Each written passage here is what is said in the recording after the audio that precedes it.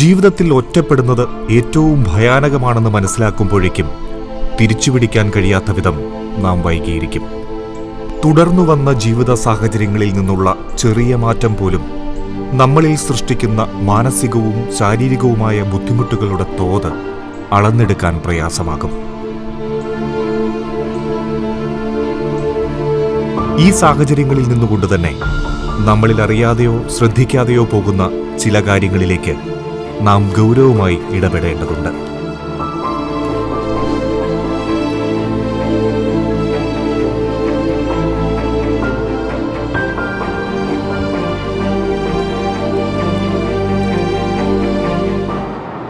കൂട്ടുകാരനെ എയർപോർട്ട് കൊണ്ടുവിടാൻ വേണ്ടിയിട്ട് ഞങ്ങൾ ഷാർജ എയർപോർട്ടിലേക്ക് പോണ വഴി ജിബ്ബ സിമെൻറ്റ് ഫാക്ടറിയുടെ അവിടെ വെച്ചിട്ട് ഞങ്ങൾ വണ്ടി മറ്റൊരു വണ്ടിയുടെ ഓവർടേക്ക് ചെയ്യാൻ ശ്രമിക്കുന്നതിനിടയിൽ സ്ലിപ്പായിട്ട് മറിഞ്ഞു പോവുകയാണ്. ഏകദേശം വണ്ടിയിൽ ഞങ്ങൾ സുഹൃത്തുക്കൾ 5 പേരുണ്ടായിരുന്നു. അവരൊക്കെ ജസ്റ്റ് വണ്ടിയിൽ ഇങ്ങനെ കിടന്ന് സ്ലിപ്പായി. ഞാൻ വണ്ടിയിൽ നിന്ന് പുറത്തോട്ട് തെറിച്ചു പോയി. വണ്ടിയിലായിട്ട് ഒരു പാകിസ്ഥാനിയാണ് ആദ്യം വന്നത്. അദ്ദേഹം നമ്മുടെ ജീവൻ രക്ഷിക്കുക എന്നുള്ള പേരിൽ വാരി വലിച്ച ഒരാൾ മടക്കി പിടിച്ചിട്ട് കൊണ്ടുപോയത്.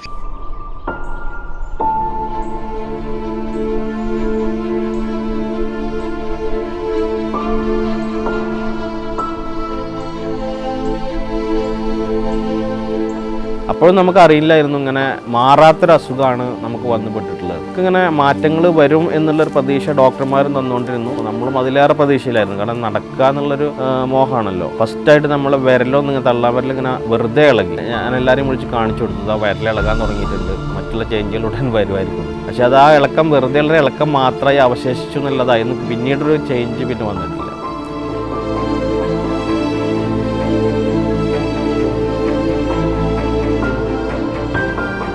ജോലിക്ക് വന്ന സ്ഥലത്ത് നിന്ന് നമ്മളെ സുഹൃത്ത് വിളിച്ച് വിസന്റെ കാര്യത്തിന് പോവാനുണ്ട്, നമുക്കൊന്ന് പോകില്ലെന്ന് വെച്ചപ്പോൾ ഒക്കെ പറഞ്ഞു. ഞങ്ങൾ തിരിച്ചു വരികയാണ് അത് കയറി. അപ്പം ഞാനതിന് വണ്ടി ഓടിച്ച് കല്ലായിപ്പാലം കയറിയത് മാത്രമല്ല പകുതി വെച്ചിട്ടുണ്ടാവും ഒരു വണ്ടി മുന്നിലുള്ളതായിട്ടും ഒരു ഓർമ്മ അങ്ങനെ ഉണ്ട്. ആക്സിഡന്റ് സംഭവിച്ചപ്പോൾ ഞാൻ നട്ടലിൻ്റെ ഈ കഴുത്തിൻ്റെ താഴ്ഭാഗത്താണ് സംഭവിച്ചത്.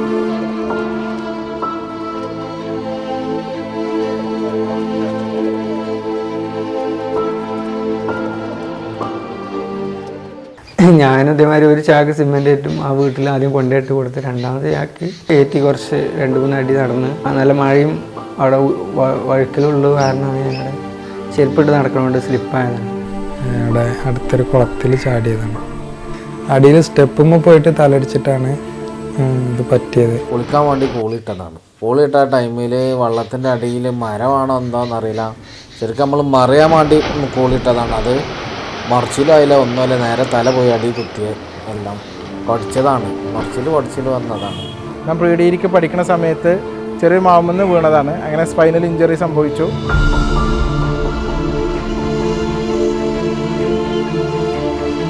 ആരോഗ്യമുള്ളപ്പോൾ നിലനിന്നിരുന്ന സൗഹൃദം 4 ചുവരുകൾക്കുള്ളിൽ ഒതുങ്ങേണ്ടി വരുമ്പോൾ ഏകാന്തതയുടെ ഏറ്റവും ഭയാന ചിന്തകളിലേക്ക് അവരെ കൊണ്ടുചെന്നെത്തിക്കും എന്നത് നാം തിരിച്ചറിയണം.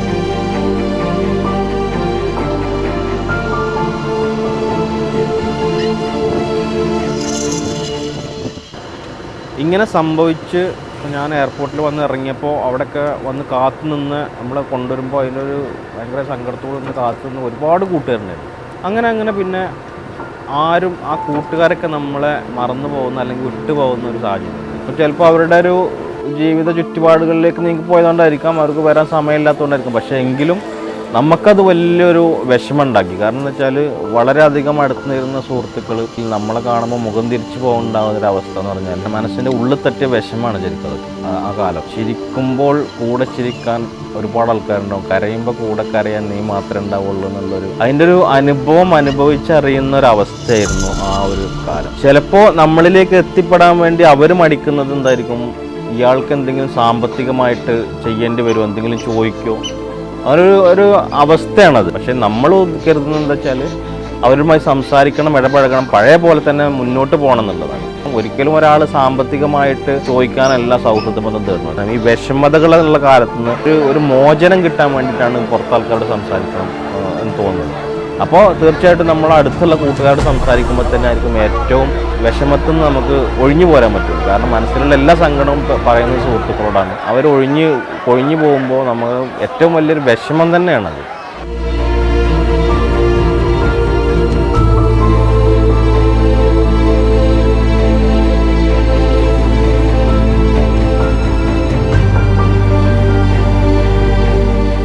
അടുത്ത് വരുന്നവരായിട്ട് ആരും കൂട്ടുകാരായിട്ടില്ല.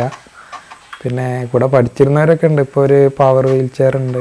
അപ്പോൾ അതിൽ പുറത്ത് പോകുമ്പോൾ അങ്ങനെ കാണുമ്പോൾ അവിടുന്ന് ജസ്റ്റ് ഒന്ന് കാണാൻ പരിചയപ്പെടുക, പെട്ടെന്ന് വീട്ടിൽ പോകണം, അങ്ങനെ ഒരു ഇത് ആണ് അവരുടെയൊക്കെ ഒരു വാക്യങ്ങളൊക്കെ.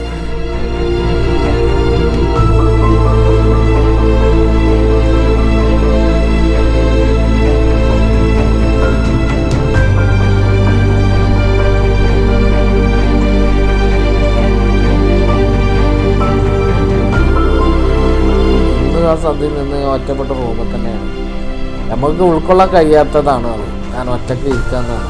സുഹൃത്തുക്കൾ വിളിക്കും, അവരിനെ പുറത്ത് കൊണ്ടുപോകും. അപ്പോൾ ഭയങ്കര വലിയൊരു എന്തോ ഈ രോഗം തന്നെ മാറിയതിൻ്റെ തുല്യമായിട്ടാണ് നമുക്ക് അത് കാണാൻ കഴിയും. എൻ്റെ സുഹൃത്തുക്കളാണ് ശരിക്കും എന്നെ പിന്നെ റിക്കവറി ആക്കി കൊടുക്കുന്നത്. അതായത് എൻ്റെ ഒരുപാട് സുഹൃത്തുക്കളുണ്ട് കോളേജിൽ പഠിക്കുന്ന ആ ബാച്ചിലുള്ള സമയത്ത്. ഇന്നും അവർ എൻ്റെ കൂടെ ഉണ്ട്. പിന്നെ ഈ നിലയിൽ എത്തിക്കാൻ എന്താണെന്ന് വെച്ചാൽ ആ സുഹൃത്ത് ബന്ധം നല്ലൊരു നിലയിൽ നല്ല സഹായിച്ചിട്ടുണ്ട്.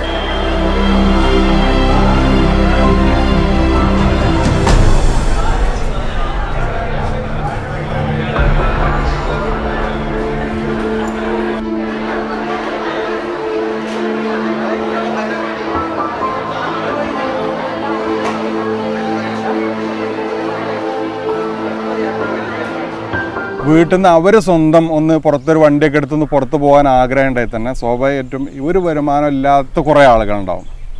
സ്വാഭാവികമായിട്ടും ഇജ്ജിപ്പോൾ എന്തിനാ അപ്പോൾ പുറത്തേക്ക് പോകണോ, അല്ലെങ്കിൽ ഇപ്പോൾ ഇജ്ജിപ്പോൾ ഇങ്ങനെ വെറുതെ കറങ്ങി നടക്കേണ്ട ആവശ്യം എന്താ. പക്ഷേ നമ്മളെ എങ്ങനെയാണ് ഇപ്പോഴത്തെ അവസ്ഥ, നമ്മളെ ജീവിച്ചിരിക്കുമ്പോൾ അല്ലെങ്കിൽ ഇങ്ങനത്തെ ഒരു അവസ്ഥയ്ക്ക് എത്തുന്നതിന് മുമ്പ് നമുക്ക് ഇഷ്ടമുള്ളിടത്തൊക്കെ പോകാമായിരുന്നു, ഇഷ്ടമുള്ളത് കാണാമായിരുന്നു, ഇഷ്ടമുള്ളത് തിന്നായിരുന്നു. പക്ഷെ അതൊക്കെ പിന്നീട് എന്താണ് അവിടെ എൻഡായി കിടക്കണം. അപ്പോൾ ആ ആഗ്രഹങ്ങളും ആ സ്വപ്നങ്ങളും ഒക്കെ എന്താണ് ഒരു മൈൻഡിൻ്റെ ഒരു ഭാഗത്തേക്ക് ഈ ആഗ്രഹങ്ങളെ വെറുതെ മാറ്റി വെച്ചിരിക്കണം. ആ സമയത്താണ് നമ്മളൊന്ന് പുറത്ത് പോവല്ലേ എന്ന് ചോദിക്കുമ്പോൾ പോവാം. അപ്പോഴാണ് ആ ആഗ്രഹം പുറത്തേക്ക് വരെ എടുത്ത് ഇടണേ. മറ്റത് ചെന്നുകൊണ്ട് എല്ലാവരും ചെന്നുകൊണ്ട് ഇങ്ങനെ നിന്നിട്ട് എന്താ തിരിച്ചല്ലേ, എന്താ ഇപ്പോൾ പഠിച്ചവനെ പറഞ്ഞ എങ്ങനെ ആക്കിയില്ല എന്നൊക്കെ പറഞ്ഞിട്ട് സാധപിക്കുക എന്ന് പറഞ്ഞത് ഇവർക്ക് ശരിക്കും നമുക്ക് കൂടി പറ്റില്ല. ഞാനിവിടെ ഇപ്പോൾ മറ്റുള്ളവർക്ക് പോകുന്ന സുഖമില്ലാത്തൊരു നടക്കാൻ പറ്റാത്ത സുഖമില്ലാത്തൊരു കുട്ടിയാണ് അല്ലെങ്കിൽ സുഖമില്ലാതെ കിടക്കുകയാണെന്ന് പറയണത് ഇവിടെ ഞാൻ ഇഷ്ടപ്പെടുന്നില്ല. മറ്റുള്ളവർ പറയണവിടെയും കാരണം അങ്ങനെ നമ്മൾ ആ സമൂഹത്തിനും അങ്ങനെ ആ ഒരു ടീമിനെ നമ്മൾ പറയാൻ പാടില്ല എന്നുള്ള അഭിപ്രായമാണ്. സുഖമില്ലായ്മ എല്ലാവർക്കും അവർ ഒരവസ്ഥയിൽ നിന്ന് വേറൊരു അവസ്ഥയ്ക്ക് മാറി.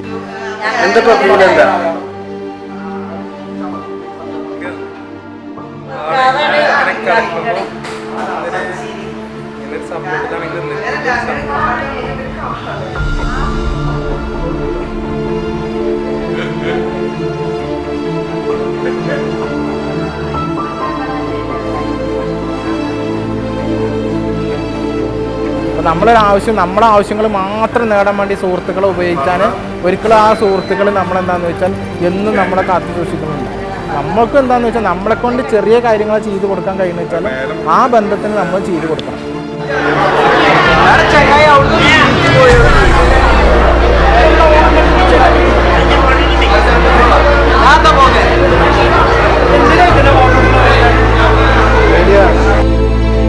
കുടുംബത്തിന്റെ പ്രയാസത്തിന് കാരണക്കാരൻ താനാണെന്നുള്ള കുറ്റബോധം അവരുടെ ആഗ്രഹങ്ങളെയും ആവശ്യങ്ങളെയും ആരോടും പങ്കുവെക്കാതെ മാറ്റിവെക്കുന്നു.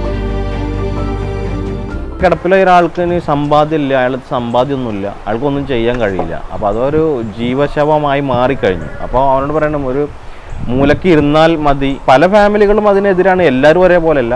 എന്താണ് ജീവിതം എന്ന് മനസ്സിലാക്കാതെ പോകുന്നവരാണ് ഇങ്ങനെ ആ സമ്പാദ്യത്തിനെ മാത്രം പ്രതീക്ഷിച്ചുകൊണ്ട് ഇയാളെ കൊണ്ടു നടന്നിരുന്ന ആൾക്കാരായിരിക്കും ഇയാളെ തള്ളിക്കളയുന്നതും പുറത്തിറങ്ങാൻ സമ്മതിക്കാതെ എടുക്കുന്നതും. പിന്നെ വലിയ വലിയ ഫാമിലീസ് അവർക്ക് അവരുടെ വിഷമം എന്താ വെച്ചാൽ ഇങ്ങനെ ഒരാൾ നമ്മളുടെ വീട്ടിലുണ്ട് എന്ന് അറിയുന്നത് അവർക്ക് എന്താണ് സ്റ്റാറ്റസിന് ഒരു ക്ഷതം സംഭവിക്കുന്ന ഒരു അവസ്ഥ ഉണ്ട്. എൻ്റെ കൂട്ടുകാരൻ്റെ വീടിൻ്റെ മുന്നിൽ ചെല്ലുമ്പോൾ ഒരു റാമ്പ് ഞാൻ പ്രതീക്ഷിക്കും. അതില്ലെങ്കിൽ ഞങ്ങൾ ചോദിക്കും എന്താണ് ഇവിടെ റാമ്പ് ഉണ്ടാക്കാത്തത്. അതിപ്പോൾ വീടിൻ്റെ മുമ്പിൽ ഒരു റാമ്പ് ഉണ്ടാക്കി കഴിഞ്ഞാൽ അതൊരു എന്താ അഭംഗിയല്ലേ വീട്ടിന് എന്താണ് അതൊരു അഭംഗിയാണെന്നുള്ളത്. പക്ഷെ അവർ ചിന്തിക്കുന്നില്ല, അവർക്കൊരു കാലത്ത് പ്രായമാകും. ഈ പ്രായമാകുമ്പോൾ ഇതേ റാമ്പ് തന്നെ അവർക്കും ഉപയോഗിക്കേണ്ടി വരുന്നുള്ളത് അവർ ചിന്തിക്കണില്ല. കുടുംബത്തിലെ ചിലരുടെ കുറ്റപ്പെടുത്തലുകൾ അവരുടെ ചെറിയ ആഗ്രഹങ്ങൾ പോലും ഉള്ളിലൊതുക്കി 4 ചുമരുകൾക്കുള്ളിൽ ജീവിച്ചു തീർക്കേണ്ടി വരുന്നു. എന്ന് പറഞ്ഞാൽ ഒരാളെ കൊല്ലാൻ പറ്റുമെന്നുണ്ടെങ്കിൽ ഏതൊക്കെ രീതിയിൽ അയാൾ വിഷമിക്കാൻ പറ്റും, അതൊക്കെ ചെയ്തു കൊടുത്തിട്ട് അയാൾ അത് സ്വത്തും പോയില്ല. അത് കുടുംബത്തിലാണ് ചെയ്യുന്നത്. സമൂഹത്തിലും ചെറുതായിട്ടുണ്ടാവും ആ സംഗതി. അപ്പോൾ അതങ്ങനെ കഴിഞ്ഞോട്. പിന്നെന്ന് പറഞ്ഞാൽ ഫാദറിനോട് നമുക്ക് ദേഷ്യമൊന്നുമില്ല. ഇപ്പോഴും ഫാദറിന്റെ ബാക്കിക്കാർ ആരെങ്കിലുമൊക്കെ വരുമ്പോൾ എന്തെങ്കിലുമൊക്കെ ചോദിക്കുമ്പോൾ കാണാൻ ആഗ്രഹമുണ്ട്.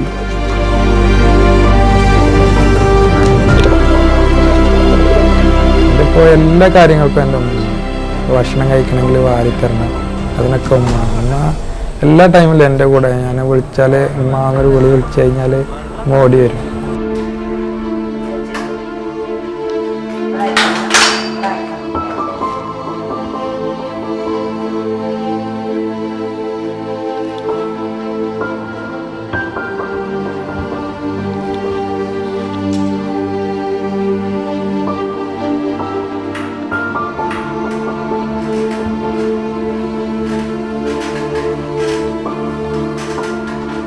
അപ്പം ഞാൻ പറയുമ്പോൾ ഒരു വീട്ടിൽ ജ്യേഷ്ഠനും അനിയനും എല്ലാവരും ഉണ്ടാവും.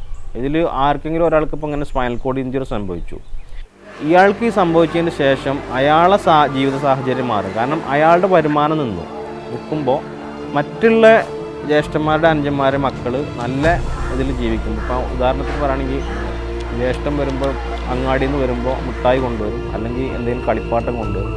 അപ്പോൾ ഈ കളിപ്പാട്ടം കൊണ്ടുവരുമ്പോൾ അദ്ദേഹത്തിൻ്റെ മക്കൾക്കത് കൊടുക്കുമ്പോൾ ഈ സ്പൈനൽ കോഡ് ഇഞ്ചുറി സംഭവിച്ച അല്ലെങ്കിൽ തളർച്ച സംഭവിച്ച ആളുടെ മകൻ ഉമ്മയോട് പോയി ചോദിക്കുക, എന്താ ഉമ്മ എനിക്ക് തരാത്തത്? അതൊരു ജീവിതത്തിൻ്റെ ഒരു സാഹചര്യം, ഒരു ഘട്ടമാണ്. കാരണം ആ ഉമ്മാനോട് അങ്ങനെ ചോദിക്കുമ്പോൾ ഇയാളുടെ മനസ്സിൽ വരുന്നൊരു വിഷമം ഉണ്ടാവുമല്ലോ. ലോകം മനസ്സിലാക്കേണ്ട ഒരു സംഭവമാണ്.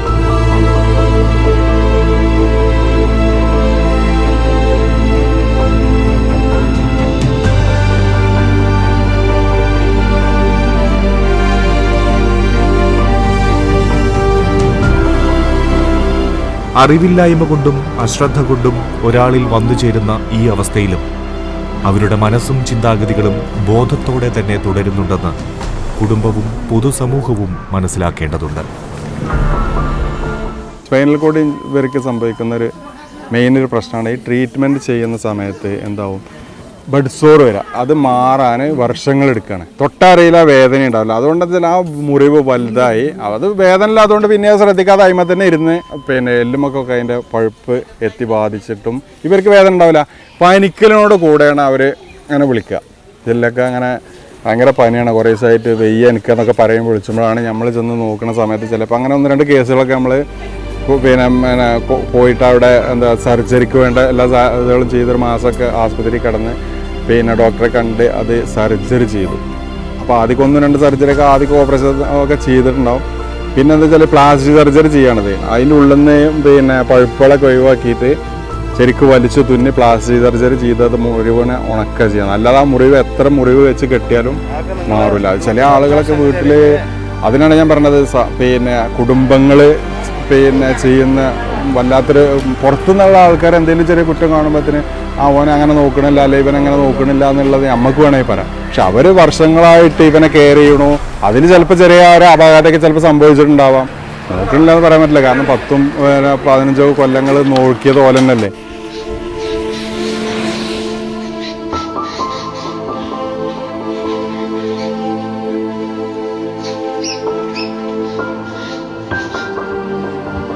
നമ്മൾ എണീറ്റ് പോകുന്നു, നമ്മുടെ പ്രാഥമിക കാര്യങ്ങളെല്ലാം ചെയ്യുന്നു.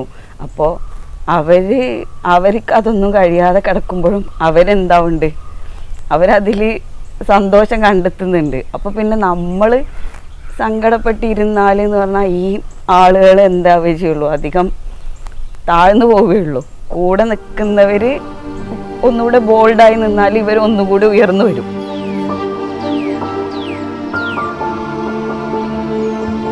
പൊതുസമൂഹത്തിന്റെ അമിത സഹതാപ പ്രകടനങ്ങളല്ല ആവശ്യം.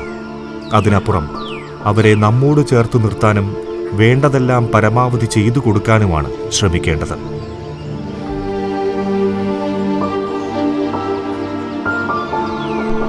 നമ്മളിങ്ങനെ പുറത്തിറങ്ങാൻ തുടങ്ങിയതിന് ശേഷമാണ് നമ്മളെപ്പോലുള്ള ഒരുപാട് പേരുണ്ട്, നമ്മൾ ഇങ്ങനെ ഇരുന്നാൽ പോരാന്ന് തോന്നി. അങ്ങനെ കൂടെ 2 പേരും കൂടെ ആയി പുറത്തേക്കുള്ള ഇറക്കം. പിന്നെ കൂടെ പോകുന്നതെന്ന് പറഞ്ഞാൽ വണ്ടി ആൾട്ടർനേഷൻ ചെയ്യാൻ പറഞ്ഞാൽ അതിന് ആൾക്ക് താല്പര്യമില്ല എന്ന് പറയും. അങ്ങനെ ചെയ്ത് കഴിഞ്ഞ് കഴിഞ്ഞാൽ ആൾ ഒറ്റയ്ക്ക് പുറത്ത് പോകേണ്ടി വന്നാലോ എന്ന് അതിനൊരു കാരണമുണ്ട്. ഒരിക്കൽ ഫ്രണ്ട് നാട്ടിൽ വന്ന ടൈമിൽ ഇക്കാനെയും കൂട്ടി പുറത്തു പോയി. പക്ഷെ അവിടെ പോയി വന്ന ആ ഒരു കുറച്ച് ടൈം, ഒരു 2-3 മണിക്കൂറേ ഉണ്ടാവുള്ളൂ. അപ്പോൾ ഞാൻ അനുഭവിച്ച ഒരു ഒറ്റപ്പെടലുണ്ട്. അതന്ന് അത് പറഞ്ഞറിയിക്കാൻ പറ്റാത്തതായിരുന്നു. അപ്പോൾ ഞാൻ അനുഭവിച്ച ഒറ്റപ്പെടൽ. അപ്പോൾ അന്ന് ഞാൻ പറഞ്ഞു, അതങ്ങനെ വന്നപ്പോൾ ഞാൻ പറഞ്ഞു, അതൊരു ശരിയല്ല, ഒരു നല്ല ഫീലായിരുന്നില്ല എന്ന് പറഞ്ഞു.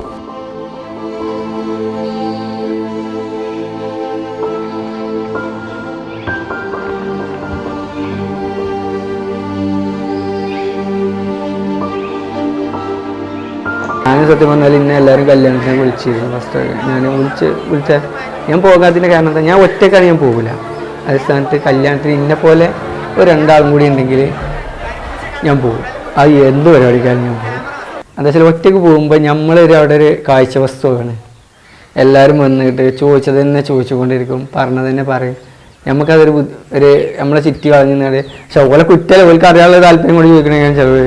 പുറത്തിറങ്ങുമ്പോഴാണ് ആദ്യം കാണുമ്പോൾ അവർ ഒരു സഹതാപത്തോടുകൂടെയുള്ള നോട്ടം, ഇതെങ്ങനെ പറ്റി, എന്താ പറ്റി, എത്ര കാലമായി, അത് ചോദിച്ച് അതിൻ്റെ ലാസ്റ്റ് എത്തുന്നത് കുട്ടികളായില്ലേ എന്നാണ് ചോദിക്കുക. അത് ആയില്ലേ ചോദിച്ചാൽ ഇല്ലയെന്ന് പറഞ്ഞു കഴിഞ്ഞാൽ പിന്നെ അവിടെ നിർത്തുകയാണെങ്കിൽ നമ്മൾ ഓക്കെ. പിന്നെ അതിൻ്റെ അപ്പുറത്തേക്ക് ചൊഴിഞ്ഞ് ചോദിക്കുമ്പോൾ ഉണ്ടാവേണ്ട ബുദ്ധിമുട്ടുണ്ട്. നമ്മളിത് മറക്കാൻ ശ്രമിക്കുന്ന കാര്യങ്ങളാണ്. നമ്മൾ പരമാവധി എന്താ പറയുക, ഇവിടെ കഴിയുമ്പോൾ പരമാവധി എൻജോയ് ചെയ്ത് ഹാപ്പി ആയിട്ട് നിൽക്കുക എന്നുള്ളതാണ് എൻ്റെ ഒരു കൺസെപ്റ്റ്. അപ്പോൾ അതിനെ അവർ തല്ലിക്കെടുത്താണ് ആ ഒരു നിമിഷം. നമ്മൾ ചിലപ്പോൾ സന്തോഷം നിറഞ്ഞൊരു സിറ്റുവേഷനിക്കാവും നമ്മളവിടെ കൂടാൻ ചെന്നിട്ടുണ്ടാവുക. അപ്പോൾ അവരിത് ചോദിക്കുമ്പോൾ നമ്മുടെ ഉള്ള സന്തോഷം കൂടെ പോകും.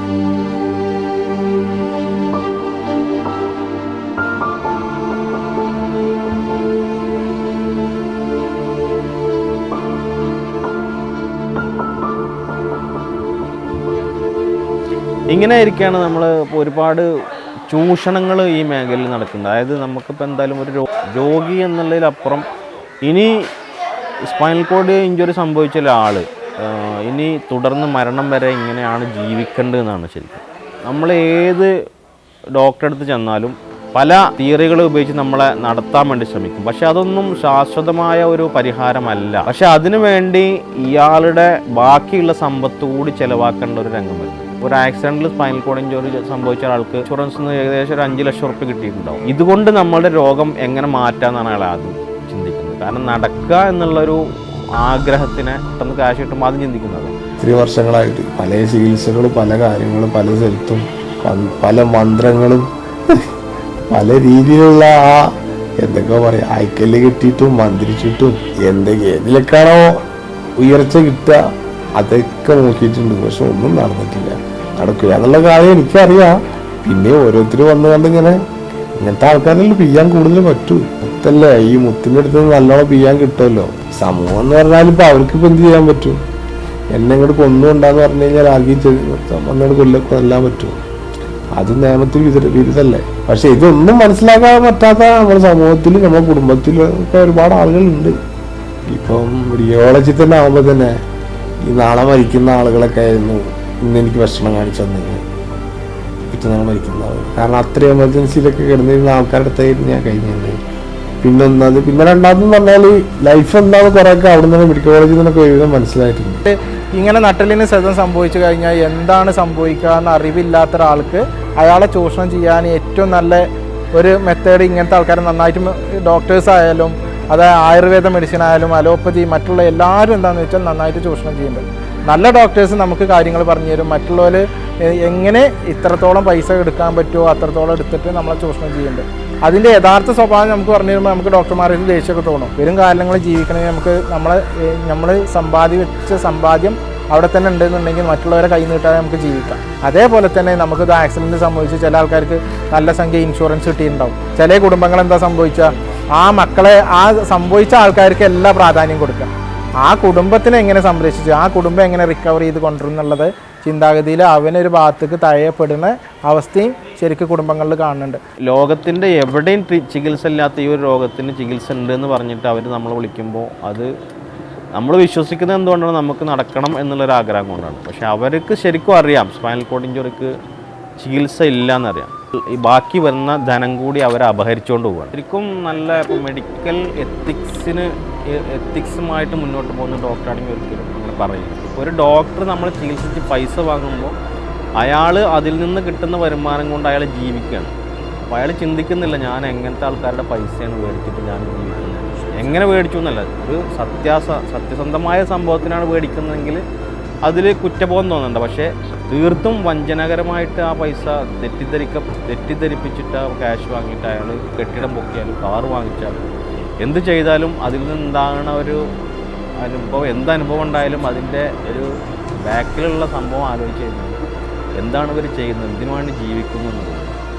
ജീവിതം എന്ന് പറഞ്ഞാൽ എന്താണെന്ന് അവർ ശരിക്കും മനസ്സിലാക്കിയിട്ടില്ല.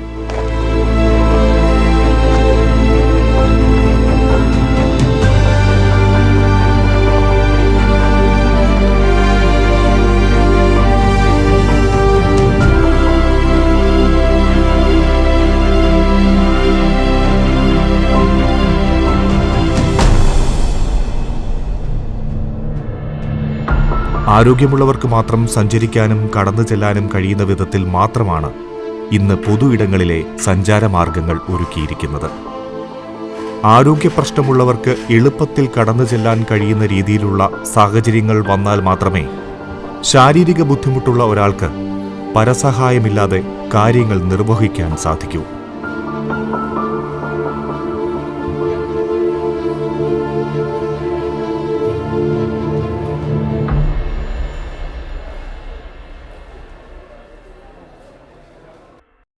ഞാൻ വില്ലേജിൽ അങ്ങനെയൊക്കെ പോയിട്ടുള്ളൂ. അവിടെ ഇതുപോലുള്ള വണ്ടി പോയിട്ട് അതിൻ്റെ ഉള്ളിലേക്ക് കടക്കാൻ സാധാരണ ഒരു വീൽ ചെയർ കൊണ്ടോ അല്ലെങ്കിൽ ഓട്ടോ കൊണ്ടോ പാടില്ല. അവിടെ റോട്ടിൽ നിന്ന് ഇറങ്ങിയിട്ട് പിന്നെ സ്റ്റെപ്പൊക്കെ ഇറങ്ങി പോകേണ്ട പ്രയാസമൊക്കെ ഉണ്ട്. അപ്പോൾ എനിക്കാണെങ്കിൽ ഇപ്പോൾ ഞാൻ 4 മണിയായ കൃത്യമായി 4 മണിക്ക് ഇറങ്ങിയില്ല, എനിക്കൊരു പൊറുതിയാണ്. പക്ഷേ എനിക്ക് തന്നെ മാനസികമായിട്ട് എന്തൊരു ബുദ്ധിമുട്ട്. ഞാൻ ഇനി അന്ന് മഴയാണെങ്കിൽ പുറത്തേക്ക് ഇറങ്ങാൻ പറ്റില്ല, ഞാൻ വീൽ ചെയറിൽ ഇറങ്ങി എന്നിട്ട് അകത്തുകൂടി നടക്കും. പുറത്തുനിന്ന് സപ്പോർട്ട് ഒരു വണ്ടിക്കാർ പോവുകയാണെങ്കിലും നമ്മളെ കാണുമ്പോൾ ചിലപ്പോൾ ഒരു കൗതുകത്തിൽ നോക്കിക്കും, ബാക്കിൽ വണ്ടി വന്നുകൊണ്ട് ഒരു നമ്മളെ ശല്യപ്പെടുത്താൻ നമ്മളെ പോട്ടിൽ അങ്ങനെ പോട്ടെ എന്ന് വെച്ചിട്ട് ചിലവരിത് കണ്ട ആൾക്കാരാണെങ്കിൽ ഇങ്ങനെ ഒന്ന് വല്ല നമുക്ക് സൈഡിൽ നിന്ന് പോലെ അങ്ങനെ പോകും, ഒരു മാറി കഴിഞ്ഞ് പോകും. അങ്ങനെയുണ്ട് വണ്ടിക്കാരത്തിൽ, അങ്ങനെയുണ്ട്.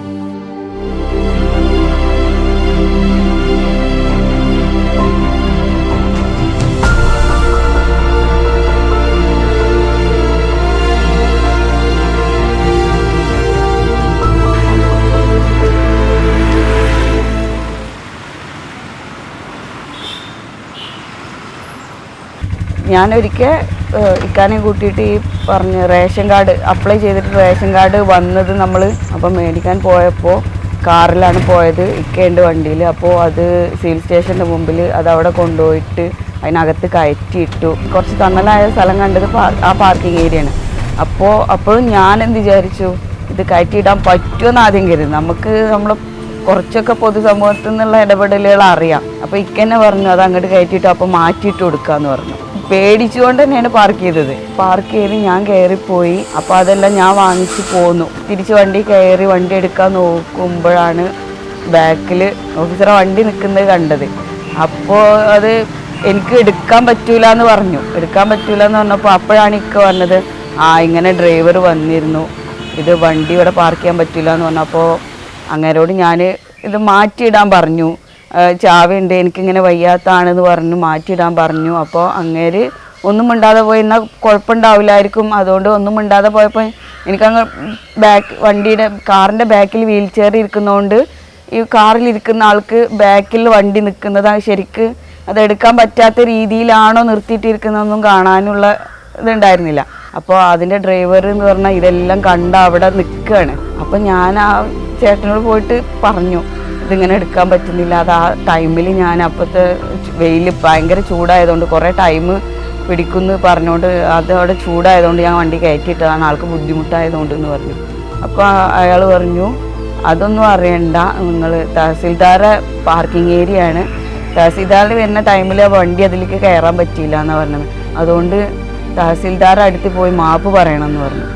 പക്ഷേ ഇത് ഈ ഡ്രൈവറാണ് എന്നോട് പറഞ്ഞത് മാപ്പ് പറയണം എന്നുള്ളത്. ഇക്ക പറഞ്ഞു ഇക്ക പറയാൻ മാക്കും പറഞ്ഞു. അപ്പോൾ എനിക്ക് സമ്മതിച്ചു കൊടുക്കാൻ പറ്റിയില്ല. അപ്പം പറഞ്ഞു ഞാൻ തന്നെ പോയി പറയാം, ഇറങ്ങൊന്നും വേണ്ടെന്ന്. അങ്ങേര് അപ്പം എന്നോട് സംസാരിച്ച് വെച്ച് നോക്കുമ്പോൾ അങ്ങേര് ആ സംഭവമേ അറിഞ്ഞിട്ടില്ല.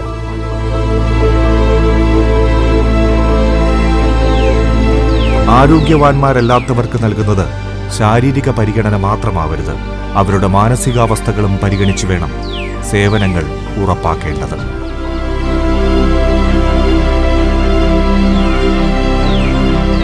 ഗവൺമെൻറ് ഹോസ്പിറ്റലിൽ ഞാനിതുവരെ ഒരു പ്രാവശ്യം പോയിട്ടുള്ളത്. അത് പെട്ടെന്ന് ഇതേമാതിരി പനിയും ഇതൊക്കെ ആയപ്പോൾ അങ്ങോട്ട് എത്താനുള്ളൊരു പ്രയാസം കൊണ്ട് അവിടെ കയറിയതാണ്. പക്ഷെ അവർ പറഞ്ഞത് ഇവിടെ പറ്റൂല, നിങ്ങൾ തീരെ ഇത്രയും വയ്യാത്തൊരാളാകൊണ്ട് അവർക്ക് പ്രയാസമാണ്, എടുക്കാൻ പ്രയാസമാണ്, നിങ്ങൾ വേറെ ഏതെങ്കിലും പ്രൈവറ്റിൽ പോയി കാണിക്കണം എന്ന് പറഞ്ഞു. ഗവൺമെൻറ് ഹോസ്പിറ്റലാണ്, ഒരുപാട് തിരക്കുകളുണ്ടാവും, അത് ഞാൻ സമ്മതിക്കുന്നു. പക്ഷെ അതിനോട് കൂടി വന്ന രോഗി ചിലപ്പോൾ നോക്കുന്നത് ചിലപ്പോൾ നല്ല പനിയുള്ള ആൾക്കാരെ കാരണം, ചെറിയതായിട്ടുള്ള തലവേദന, ഇങ്ങനത്തെ ആൾക്കാരൊക്കെ ചിലപ്പോൾ നോക്കണം, ഡോക്ടർ കൺസൾട്ടിങ് സമയത്ത് നോക്കണത്. ആ സമയത്ത് നമ്മൾ വരുമ്പോൾ ചിലപ്പോൾ യൂറിൻ പോകാത്ത പ്രശ്നത്തിന് ഇങ്ങനെ വരിക. യൂറിൻ പോകാതെ ആയി കഴിഞ്ഞാൽ ശരീരം വേർക്കുക, ശ്വാസത്തിന് തിങ്ങൽ, ഇങ്ങനത്തെയുള്ള പലർക്കും പല ബുദ്ധിമുട്ടുകൾ വരും. ചിലപ്പോൾ ഡോക്ടർ അതൊക്കെ വന്ന് നോക്കില്ല. 2 പ്രാവശ്യം 3 പ്രാവശ്യം ഞാൻ അങ്ങനെ ഗവൺമെൻറ് ഹോസ്പിറ്റലിൽ നിന്ന് ഇറങ്ങി പോന്നിട്ടുണ്ട്. അതേസമയം നമുക്ക് യൂറിൻ പോകാത്തതുകൊണ്ട് ശ്വാസം വരെ കിട്ടാത്തൊരവസ്ഥ വരെ, വയറ് വീർത്ത് വരെ യൂറിൻ പുറത്ത് പോകാത്തൊരവസ്ഥയാണ്. ട്യൂബ് ഒഴിവായി കഴിഞ്ഞാലും അങ്ങനെ പ്രശ്നങ്ങളുണ്ട്.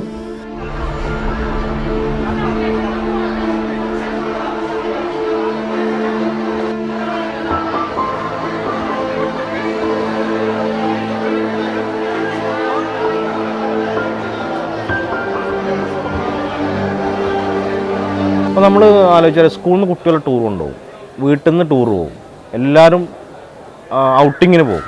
പക്ഷേ ഇങ്ങനത്തെ ഒരാളെ സംബന്ധിച്ച് അവരെ ഔട്ടിങ്ങിന് കൊണ്ടുപോകാനോ അല്ലെങ്കിൽ അങ്ങനത്തെ സ്ഥലങ്ങളിലേക്ക് കാണാൻ കൊണ്ടുപോകാനോ ആരുമില്ല. കാരണം ഇവരെ കൊണ്ടുപോകുന്നൊരു വിഷമം ഓർത്തിട്ടായിരിക്കും ചിലപ്പം. പക്ഷെ എന്നിരുന്നാലും അതൊരു വലിയ അവസ്ഥയാണ്. കാരണം ഞങ്ങളങ്ങനെ മനസ്സിലാക്കിയിട്ടാണ് ഇവരെ ടൂർ കൊണ്ടുപോകണതും അവർക്ക് സന്തോഷം കിട്ടുന്ന സ്ഥലത്ത് കൊണ്ടുപോകണം. ഇപ്പോൾ കുളിക്കാൻ ആഗ്രഹമുള്ള ആൾക്കാരുണ്ടാവും, വെള്ളത്തിൽ പോയി ചാടി കുളിക്കാൻ ആഗ്രഹം എല്ലാവർക്കും ഉണ്ടാവും. അപ്പോൾ അങ്ങനത്തെ ആളുകളെ കണ്ടെത്തി അവരെ വെള്ളത്തിൽ കൊണ്ടിട്ട് ചാടി കുളിക്കും.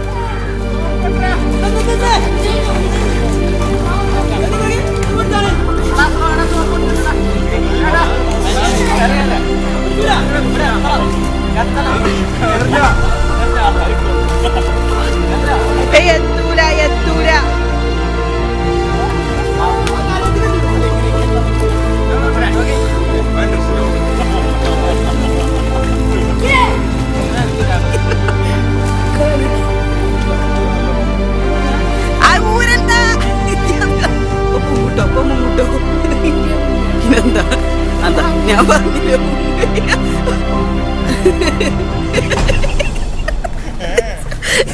അല്ല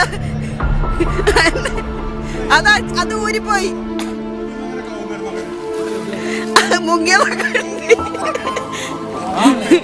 എൻ്റെ കൂട്ടുകാരൻ ഒന്നല്ല, ഒരുപാട് കൂട്ടുകാർ. അപ്പോൾ 25 വർഷം ഇയാൾ ഈ വീട്ടിൻ്റെ അകത്ത് മാത്രം കഴിയാണ്. അപ്പോൾ അദ്ദേഹം ഞങ്ങളോട് പറയണം, അദ്ദേഹം പ്രാർത്ഥിക്കാറുണ്ട്. അപ്പോൾ എന്തിനു വേണ്ടിയിട്ട് പ്രാർത്ഥിക്കാറുണ്ട്? പനി വരാനും അല്ലെങ്കിൽ അസുഖം വരാൻ വേണ്ടിയിട്ട് അദ്ദേഹം പ്രാർത്ഥിക്കാറുണ്ടെന്ന്. അപ്പോൾ ഞങ്ങളിങ്ങനെ വളരെ ആശ്ചര്യത്തോടെ ചോദിച്ചു, എന്തിനാ പോയി അസുഖം വരാൻ വേണ്ടി നിങ്ങൾ പ്രാർത്ഥിക്കണത്? അപ്പോൾ അദ്ദേഹം പറയും, അസുഖം വരുമ്പോൾ മാത്രമേ ഉള്ളൂ നമുക്ക് വെളിച്ചം കാണാൻ പറ്റും, നമ്മളൊന്ന് പുറത്തേക്ക് കൊണ്ടുപോവുള്ളൂ, വീട്ടുകാർ നമ്മളെ പുറത്തേക്ക് കൊണ്ടുപോവുള്ളൂ.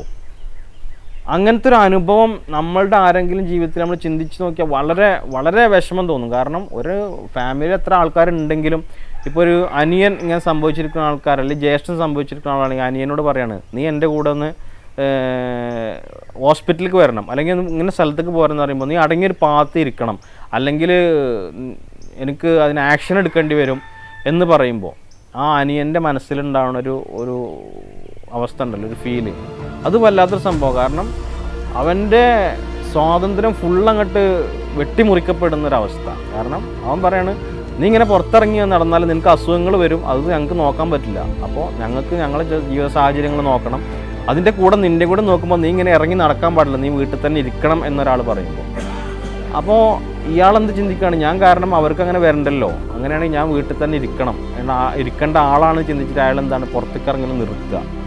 അങ്ങനെ വീണ്ടും അദ്ദേഹം വെളിച്ചങ്ങാട് നിർത്തുന്നൊരു അവസ്ഥ വരികയാണ്. ഇങ്ങനത്തെ ഒരാളെ നമ്മൾ പുറം ലോകത്ത് കൊണ്ട്, ഇപ്പോൾ ഞങ്ങളൊരാളെ നിലമ്പൂർ കൊണ്ടുപോയൊരു അനുഭവം പറയാം. നിലമ്പൂരിൽ ഒരാളെ കൊണ്ടുപോയിട്ട് അദ്ദേഹത്തിന് ആദ്യമായിട്ട് 10-25-30 കൊല്ലം കിടന്നിട്ട് ആദ്യമായിട്ട് അദ്ദേഹത്തിൻ്റെ ജീവിതത്തിൽ നിലമ്പൂർ കാണുകയാണ്. അടുത്ത സ്ഥലമാണ്, ഒരു 10-25-30 കിലോമീറ്റർ അടുത്ത സ്ഥലത്ത് കൊണ്ടുപോയി കാണിച്ചിട്ട് അദ്ദേഹം ഓട്ടോറിക്ഷയിൽ ഇരുന്നിട്ട് കരഞ്ഞിട്ട് പറയുകയാണ്, എനിക്ക് ഇതുപോലത്തെ ഒരു അനുഭവം ആദ്യമായിട്ടാണ് എൻ്റെ ജീവിതത്തിൽ. ഇങ്ങനെ ഒരു സ്ഥലം ഞാൻ കാണുന്നത്, ഇത്രയും ഒരു യാത്ര ചെയ്യുന്നത് ആദ്യമായിട്ടാണ് എൻ്റെ ജീവിതത്തിൽ, ആദ്യമായിട്ടാണെന്നുണ്ട് കണ്ണിന്ന് വള്ളൊലിപ്പിച്ചിട്ട് അദ്ദേഹം പറയുന്നത്, ഞാൻ നിലമ്പൂർ എന്ന് പറഞ്ഞ സ്ഥലം ആദ്യമായിട്ട് കാണുന്നത്. എൻ്റെ അടുത്ത സ്ഥലമാണ്, പക്ഷെ ഞാൻ കണ്ടിട്ടില്ല.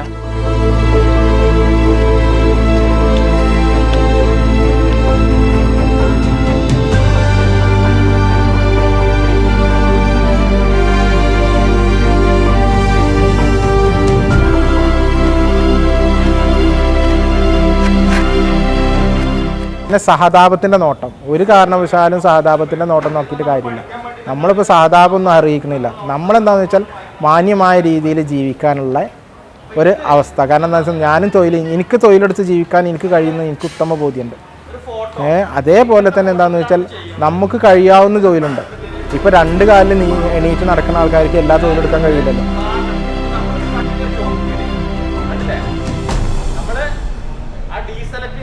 ആവശ്യമുള്ള മുടി പുറത്തേക്ക് ഭാഗം പ്രത്യേകം എന്താണ്ട് ഓക്കെ അവിടെ സെലക്ട് ചെയ്ത ഈ ചോപ്പ് കയറി ടിക്ക് ചെയ്യാം. കണ്ടോ, ഇവിടെ ടിക്ക് ചെയ്തിട്ട് ഇനി നമ്മൾ ഇതിന്റെ ഡ്യൂപ്ലിക്കേറ്റ് ലെയർ എടുക്കുക. ഡ്യൂപ്ലിക്കേറ്റ് ലെയർ എടുത്തു, എന്നിട്ട് അതിന്റെ മാസ്കിൽ ക്ലിക്ക് ചെയ്തതിന് ശേഷം എന്ത് ചെയ്യാം, ലെവൽ എടുക്കുക. കൺട്രോൾ ലെവൽ എന്താണ്, ഇതിന്റെ തുൽഭാഗം മാറ്റാം. വേണ്ട ഭാഗം മാത്രം ഉണ്ടാവും, വേണ്ടാത്ത സെലക്ട് ചെയ്ത് കൂട്ടാണ്ടോ. അത് കഴിക്കുമ്പോ ചിലപ്പോ കുറക്കാനായിരുന്നു ചില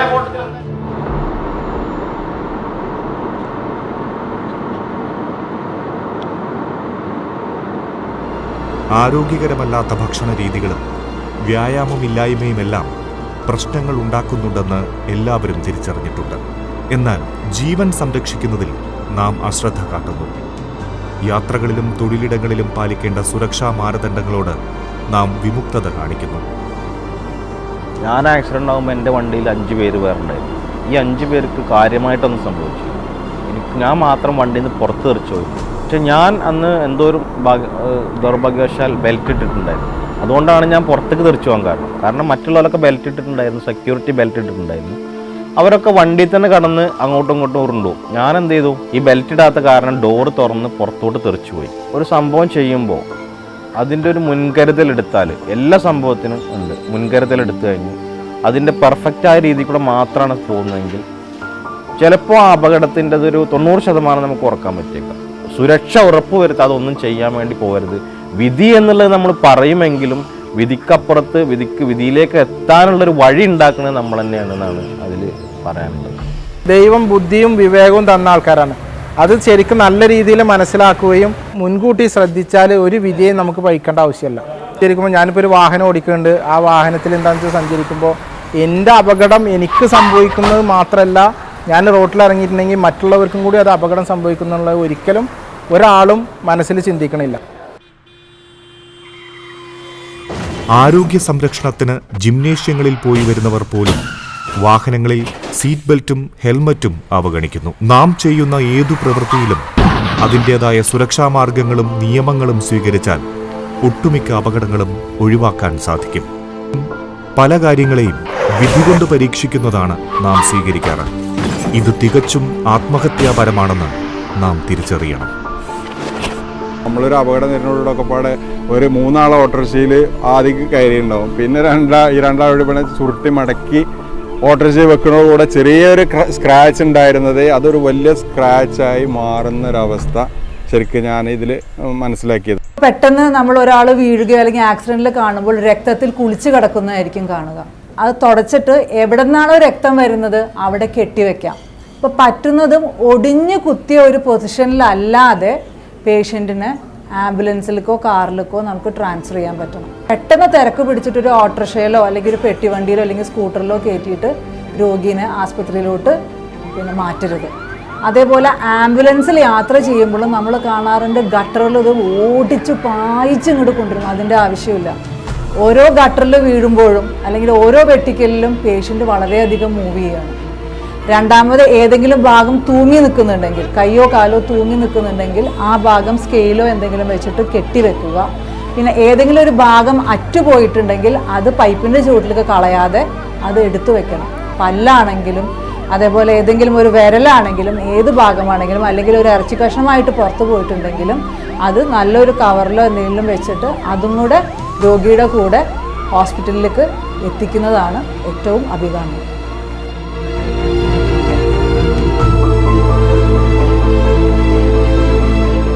രക്ഷാപ്രവർത്തനങ്ങൾക്ക് നാം സന്നദ്ധരാണ്. എന്നാൽ രക്ഷാപ്രവർത്തനങ്ങളെക്കുറിച്ചുള്ള അറിവില്ലായ്മ അപകടത്തിൽപ്പെട്ട ഒരാളുടെ അപകടനില ഗുരുതരമാക്കുകയും മരണത്തിനു വരെ കാരണമാകുകയും ചെയ്യാം.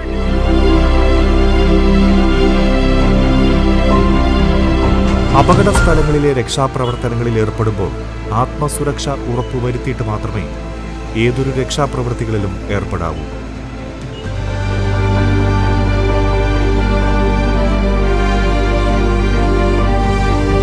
റോഡ് നിയമങ്ങളെക്കുറിച്ചും സുരക്ഷാ മാർഗങ്ങളെക്കുറിച്ചും അടിയന്തര ചികിത്സകളെക്കുറിച്ചുമെല്ലാം സ്കൂൾ തലങ്ങളിൽ നിന്ന് തന്നെ ബോധവൽക്കരണം നൽകി വളർത്തിയെടുക്കണം.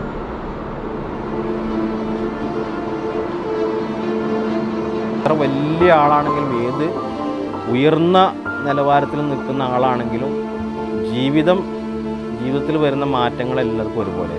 അപ്പോൾ നമ്മളത് മനസ്സിലാക്കുക എന്നുള്ളതാണ്. നമ്മൾ ഒരു ഡ്രസ്സ് എടുക്കുക അല്ലെങ്കിൽ നമ്മൾ നല്ല ഭക്ഷണം കഴിക്കുമ്പോൾ ഇത് കിട്ടാത്ത ആളുകളുണ്ട്, അവർക്ക് കൂടി ഇത് എത്തിക്കണം എന്നുള്ള ഒരു നിലവാരത്തിൽ നമ്മൾ ചിന്തിക്കുമ്പോൾ അപ്പോഴാണ് ജീവിതം ശരിക്കും ആഘോഷമാകുന്നത്.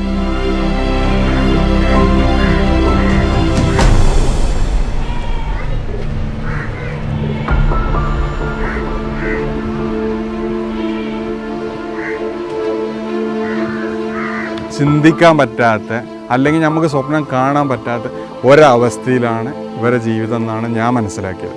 കാണുമ്പോൾ ചിരിക്കും, പോനെന്താ കുഴപ്പം, വീൽ ചെയറുമല്ലേ, പോനിപ്പോൾ പിന്നെ ഏട്ടന്മാരുണ്ട് അഞ്ചന്മാരുണ്ട്, എന്താ കുഴപ്പമെന്ന് പറയും. പക്ഷേ നമ്മൾക്ക് ഇന്ന് നമ്മളൊരു ദിവസം പനിച്ച് വീട്ടിൽ കിടക്കുമ്പോഴേ നമുക്ക് ആ അവസ്ഥ വരുള്ളൂ. നമ്മുടെ ജീവിതം മറ്റുള്ളവർക്ക് കൂടിയുള്ളതാണെന്നുള്ള തിരിച്ചറിവ് മനസ്സിലാക്കി പരസഹായമില്ലാതെ ജീവിക്കാനുള്ള സാഹചര്യം പൊതുസമൂഹത്തിൽ ഉണ്ടാക്കിയെടുക്കാൻ നമുക്കൊരുമിച്ച് കൈകോർക്കാം.